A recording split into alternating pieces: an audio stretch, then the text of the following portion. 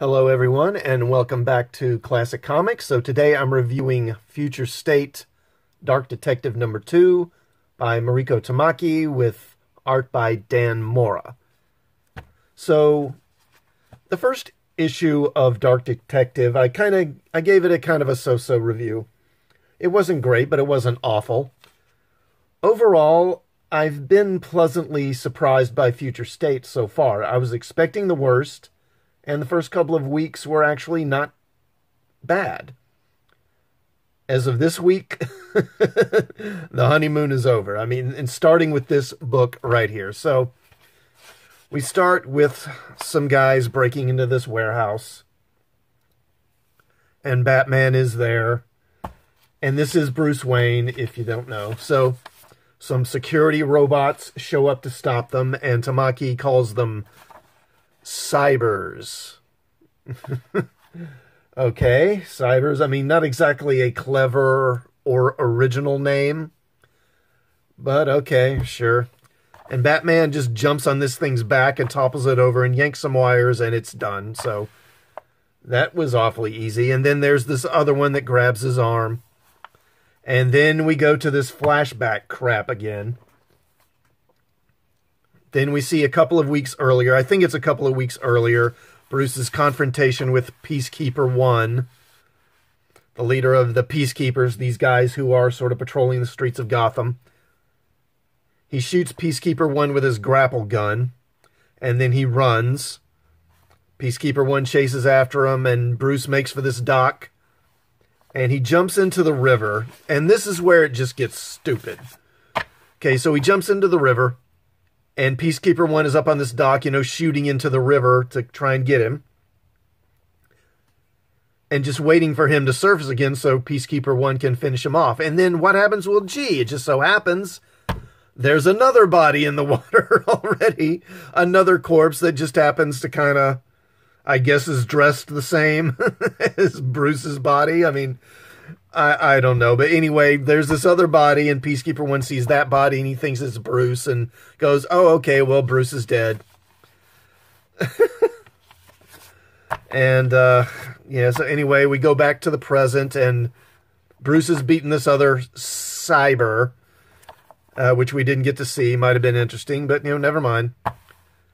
And then he goes back to this room he's renting. He's renting a room from this guy here named Noah.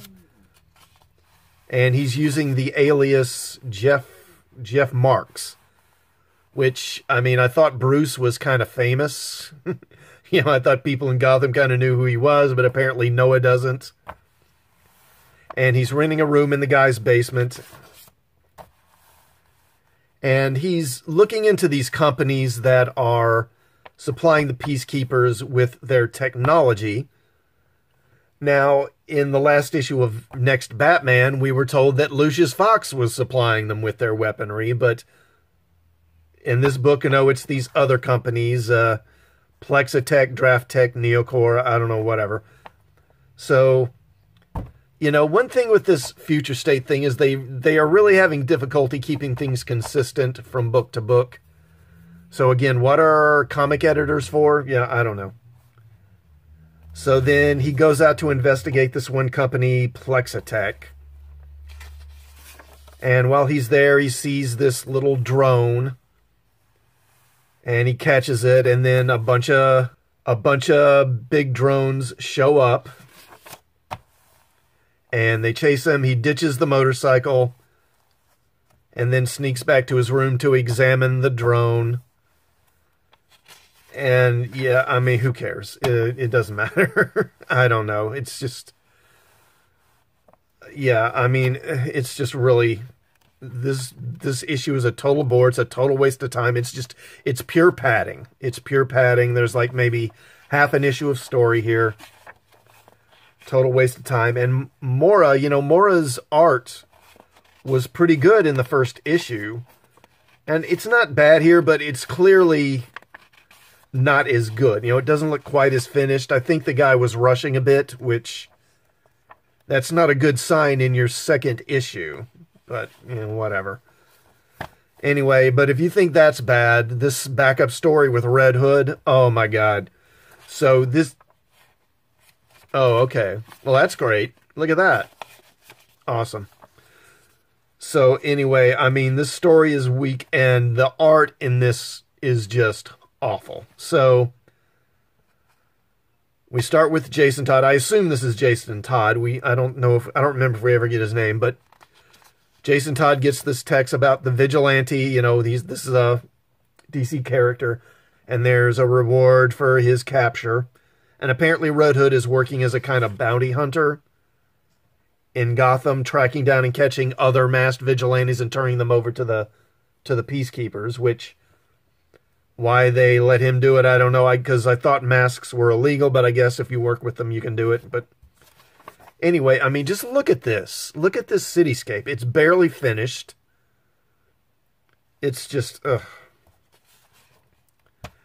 And it doesn't get any better. So he catches Vigilante, takes him to the cops, and then the cops show him some surveillance footage of a guy dressed as the Red Hood, the original, you know, criminal Red Hood, robbing a delivery truck. So he sets out to find him.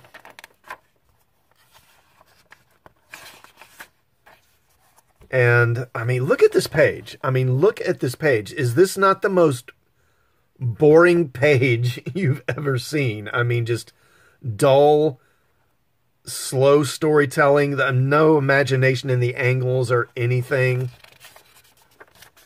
So he goes to this local bar, and the locals threaten him, and then Ravager shows up because, you know, we can't have male heroes just doing their own thing anymore. Everywhere they go, they've got to have a female character tagging along to, you know, help them do things, because men can't, you know, men shouldn't be allowed to be shown doing things or being independent anymore. They all got to be dependent upon a female.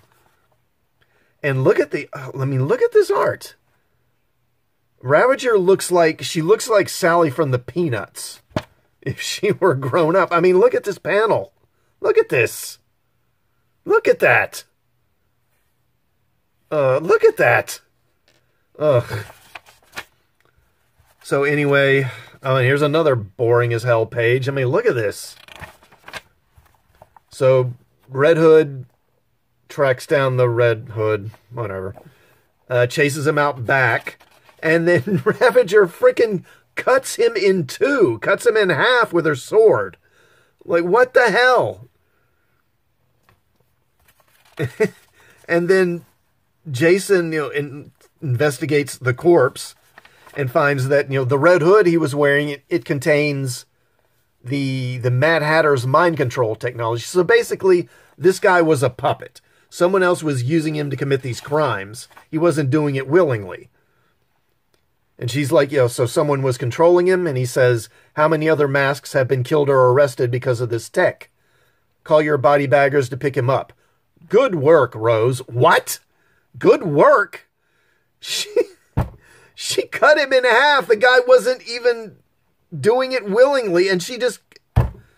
Good work? Are you freaking kidding? Ugh. And then they go to this Wonderland putt-putt place to find Mad Hatter. And again, look at this panel. Look at this crap. Look at that. And anyway, they find the Mad Hatter, but he is already dead. Who cares? This book sucks. It is total crap. Don't buy it. It's not worth your time. Thumbs down, way down. Let me know what you think in the comments. If you found this video helpful, please hit the like button, and also please sub to the channel. Hit the bell for notifications, and I will see you all next time. My next review is going to be an issue of Future State Suicide Squad, and just to let you know, it doesn't get any better. See you next time. Thanks for watching.